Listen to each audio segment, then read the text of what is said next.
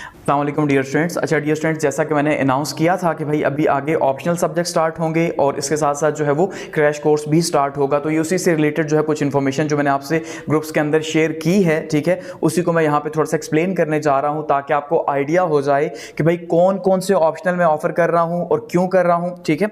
और इसके साथ साथ जो क्रैश कोर्स स्टार्ट होने जा रहा है उसकी क्या डिटेल्स हैं। तो आपकी जितनी क्यूरीज हैं, जितने क्वेश्चंस हैं, वो यहाँ पे मैं कोशिश करूंगा यहाँ पे क्लियर हो जाएं, ठीक है। हालांकि ऑलरेडी ये चीज़ें जो है ये सेल्फ एक्सप्लेनेटरी हैं, आपको सामने नजर आ रहा है क्या क्या है, तो फिर भी आपके जो डाउट्स हैं वो क्लियर हो जाएंगे।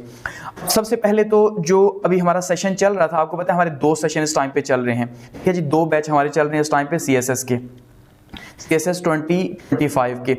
उसमें हम एक जो हमारा जो बैच है, फर्स्ट बैच जो हमने स्टार्ट किया था मार्च के अंदर, ये एक लॉन्ग बैच था, तकरीबन जो है वो उसके 10 से 11 महीने हमारे लगेंगे, क्या ये आप अगर एकेडमीज के हिसाब से देखेंगे तो एक बहुत डिटेल्ड हमारा सेशन रहा जिसमें हमने सिर्फ 7 से 8 महीने कंपलसरी सब्जेक्ट्स के ऊपर लगाए और बहुत ज़्यादा फोकस किया और बहुत ज़्यादा प्रैक्टिस की, स्टूडेंट से बहुत ज़्यादा असाइनमेंट्स करवाई, डेली बेसिस के ऊपर, वीकली बेसिस पे टेस्ट लिए, एट द एंड मॉक लिए। अभी हमारे जो है कंपलसरी कंप्लीट हुए हैं और उनके हमने अभी मॉक जो है वो कंप्लीट किए हैं।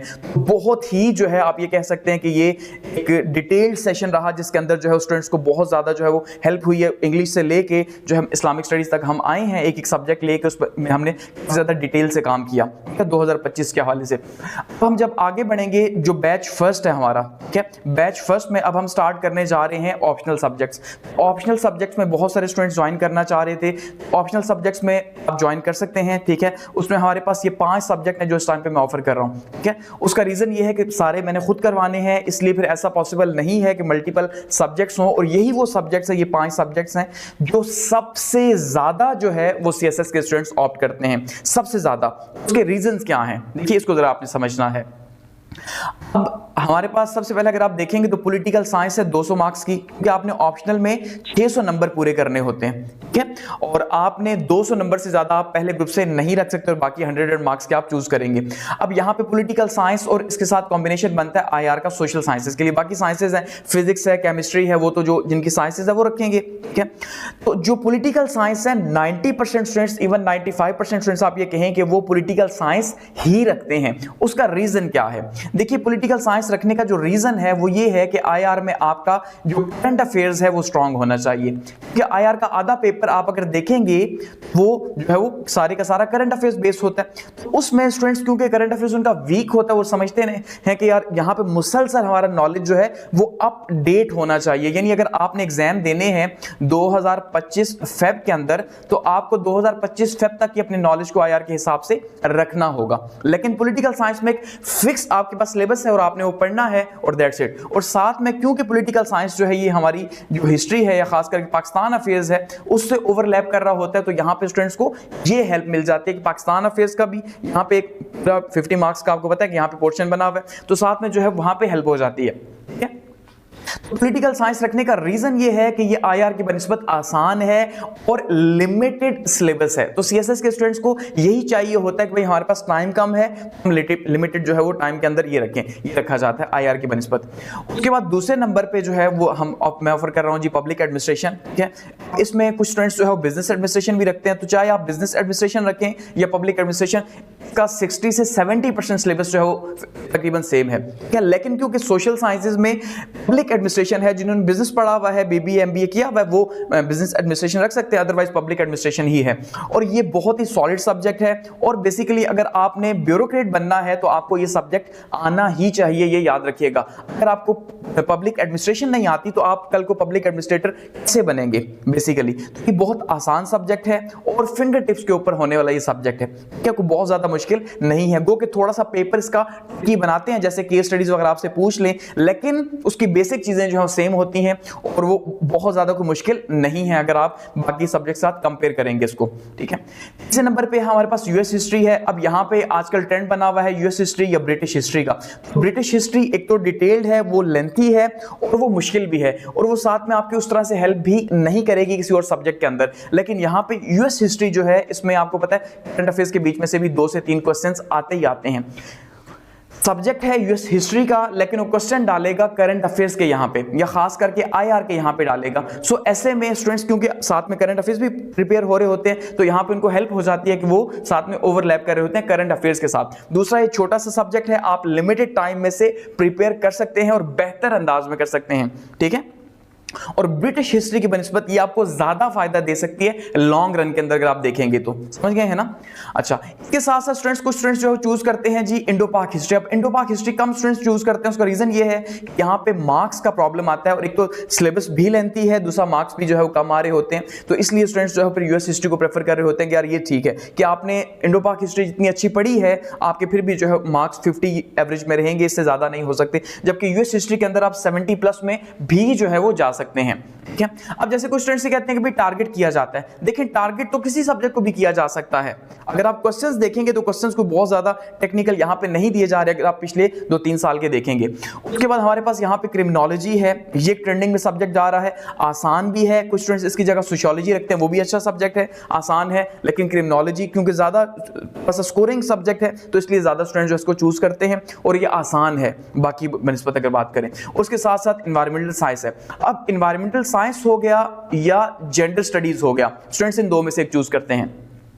याद रखिएगा, जेंडर स्टडीज एक सब्जेक्ट है और इतना ज्यादा स्कोरिंग भी नहीं है, जबकि वो किसी भी सब्जेक्ट के साथ ओवरलैप नहीं करता। जबकि अगर हम एनवायरमेंटल साइंस की बात करेंगे तो एक्चुअली में आप ये कह लेंगे 40 से 45% आप एनवायरमेंटल साइंस चाहे आपने रखी हो न रखी हो, आपने पढ़नी ही पढ़नी है। क्यों? क्योंकि आपने जो है वो जो जीएसए पढ़ी है, ठीक है जी, जीएसए के अंदर आपको पता है 3 पूरे चैप्टर्स हैं। इसके साथ साथ क्योंकि क्लाइमेट चेंज इस टाइम पे एक ट्रेंडिंग टॉपिक है, इस टाइम पे आपको पता है इंग्लिश एसए के हवाले से, करंट अफेयर्स के हवाले से ट्रेंडिंग होने की वजह से एनवायरमेंटल साइंस आप अगर पढ़ेंगे तो आपको वहां पे एसए के अंदर भी बहुत ज्यादा हेल्प मिलेगी, आपको टेक्निकल लैंग्वेज आएगी, ठीक है, और साथ में करंट अफेयर्स में भी अगर क्वेश्चन आएगा तो आपको हेल्प मिलेगी, और साथ में आप जीएसए के अंदर ऑलरेडी 30 से 40% आप इसको प्रिपेयर कर चुके हैं। जबकि जेंडर स्टडीज आपको टोटली जो है वो नई सिरे से पढ़नी होगी, और यहाँ पे एनवायरमेंटल साइंस के अंदर नॉर्मली 10-10 नंबर के क्वेश्चन देता है, क्वेश्चन के 2-2 पार्ट बनाए हुए होते हैं। यहाँ पे मार्क्स जो है बहुत अच्छे आते हैं, याद रखिएगा। अगर हम कंपैरिजन करें एनवायरमेंटल साइंस के क्वेश्चन का जीएस के साथ, तो देखिए एनवायरमेंटल साइंस में अगर आप एक क्वेश्चन अच्छा अटेम्प्ट करते हैं, आसान क्वेश्चंस होते हैं, तो आप नॉर्मली यहाँ पे 13 से 14 मार्क्स बहुत आराम से ले सकते हैं, इवन इससे ज्यादा भी ले सकते हैं। लेकिन जेंडर स्टडीज में आप 10-11 से ऊपर जाना आपके लिए बहुत ज्यादा मुश्किल होगा, ठीक है। ये वो सब्जेक्ट है जो कि मैं ऑफर कर रहा हूं, और इसका रीजन ये है कि ये सबसे ज्यादा स्टूडेंट्स ऑप्ट कर रहे हैं, और साथ में क्योंकि इन सब्जेक्ट का फायदा बाकी की बनिस्बत ज्यादा है। अब इसके अलावा जिन स्टूडेंट्स के जिन्होंने यूनिवर्सिटी के अंदर अब जैसे आईआर पढ़ी हुई है, तो जाहिर बात है आईआर को रखें, ठीक है। किसी ने सोशियोलॉजी पढ़ी हुई है तो सोशियोलॉजी को रखें।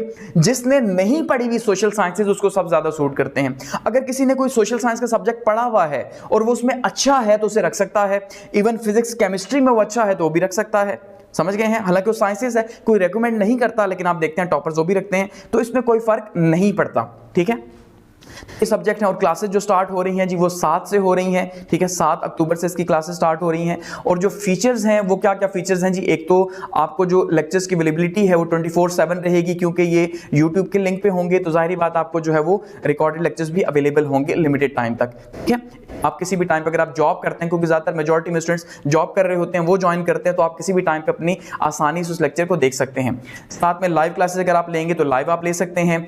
लाइव क्लासेस में डेली आपको असाइनमेंट करनी होगी, और वो हर सूरत आपको करनी होगी, ठीक है। वो अगर आप 2 दिन नहीं भेजेंगे तो आपको ग्रुप से रिमूव कर दिया जाएगा।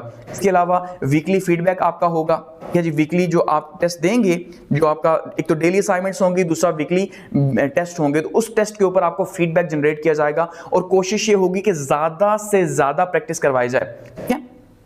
अच्छा, इसके अलावा डेली असाइनमेंट्स है, और साथ में जब जो सब्जेक्ट हमारा कंप्लीट होता जाएगा, मॉक एग्जाम्स का साथ साथ होता जाएगा, ठीक है। ये तो कुछ इसके फीचर्स हैं। अगर सेशन की ड्यूरेशन की बात की जाए तो 3 महीने जो है वो इंशाल्लाह इसके अंदर कंप्लीट होंगे ये, ठीक है। और पर सब्जेक्ट जो फी है वो 3000 रुपये जो है पर सब्जेक्ट फी है, जो कि मेरे ख्याल में इस टाइम पे अगर आप पाकिस्तान में अकेडमीज देखेंगे तो मुझे तो नहीं लगता कि शायद 3000 कहीं पे आपको नजर आएगी, 8000 से स्टार्ट हो रही होती है। तो ये तो हमारे पास जो ऑप्शनल स्टार्ट हो रहे हैं बैच 1 के, अगर उससे आप ज्वाइन करना चाहते हैं तो ये उसकी डिटेल्स हैं। इन सब्जेक्ट्स में से आप कोई भी अगर चूज करना चाह रहे हैं तो आप रख सकते हैं, ठीक है।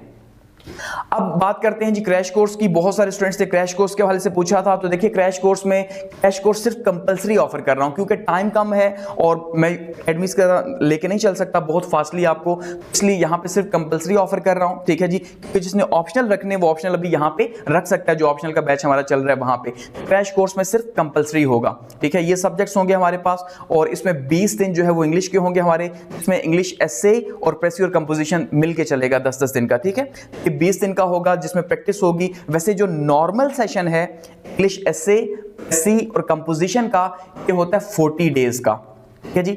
40 डेज का होता है जिसमें बहुत ज्यादा जो है वो एक्सटेंसिव प्रैक्टिस करवाई जाती है, बहुत ज्यादा, और साथ में टेक्निकल चीजें जो है आपको बताई जाती हैं। लेकिन क्योंकि ये क्रैश कोर्स है तो जाहिर बात है यहाँ पे एक तो इंपॉर्टेंट चीजें होंगी और दूसरा जो है वो लिमिटेड टाइम है, तो लिमिटेड टाइम में इन चीजों को हम करेंगे, ठीक है। इसलिए वैसे नॉर्मल जो हमारा जो सेशन होता है वो सेशन मैंने आपको बताया था कि 8 से 9 महीने तकरीबन हम कंपलसरी पे लगाते हैं, लेकिन यहाँ पे सिर्फ जो है वो 2.5 महीने में यहाँ पे कंपलसरी कंप्लीट होंगे। सो इस हिसाब से आपने माइंडसेट बना के आना है, स्पीड ज्यादा होगी, ठीक है। रिकॉर्डेड लेक्चर्स भी यहाँ पे आपको शेयर होंगे, जहाँ पे लाइव हैं वहाँ पे लाइव आपको शेयर होंगे कि ऑलरेडी ये चीजें रिकॉर्ड हुई हुई हैं और बहुत बेहतरीन अंदाज में जो है वो हुई हुई हैं। और इसकी जो स्टार्टिंग डेट है वो है जी 14 अक्टूबर से ये स्टार्ट होगा और इसके भी वही फीचर्स हैं, एक तो 24/7 आपकी अवेलेबिलिटी है, रिकॉर्डेड लेक्चर्स होंगे आपके, ठीक है। साथ में वीकली फीडबैक आपका होगा, आपके टेस्ट होंगे, डेली असाइनमेंट्स यहाँ पे नहीं होंगी क्योंकि टाइम कम है, आपका काम ज्यादा होगा। वीकली जो है आपके टेस्ट होंगे, उसका फीडबैक जनरेट होगा और साथ में जो है मॉक एग्जाम्स जो है वो आपके होंगे। पर सब्जेक्ट यहाँ पे जो फी है वो सिर्फ 2000 है, वैसे नॉर्मल सेशन की 4000 है। उसका रीजन ये है कि वो जरा ज्यादा टाइम तक जाहिर बात है स्टूडेंट्स जो है एंगेज रहते हैं और मैं बाउंड रहता हूँ, लेकिन यहाँ पे लिमिटेड टाइम है इसलिए सिर्फ 2000 रुपए इसकी फी है, ठीक है। और यहाँ पे इंग्लिश का जो सेशन है उसकी फी जो है 6000 है, ये थोड़ा ज्यादा है क्योंकि इसके डेज ज्यादा हैं। तो ये जो है क्रैश कोर्स की डिटेल है और साथ में ऑप्शनल की भी। तो अब ऑप्शनल जिसने ज्वाइन करने हैं वो बैच फर्स्ट के साथ ज्वाइन कर सकता है ऑप्शनल भी सब्जेक्ट, और जिसने क्रैश कोर्स ज्वाइन करना है वो 14 से पहले उसकी रजिस्ट्रेशन करवा के क्रैश कोर्स भी ज्वाइन कर सकता है, ठीक है जी। ये जो है डिटेल्स है और बाकी जो भी आपको डिटेल चाहिए होगी आप व्हाट्सएप पे जो है मैसेज करके वहां से डिटेल्स ले सकते हैं। Thank you.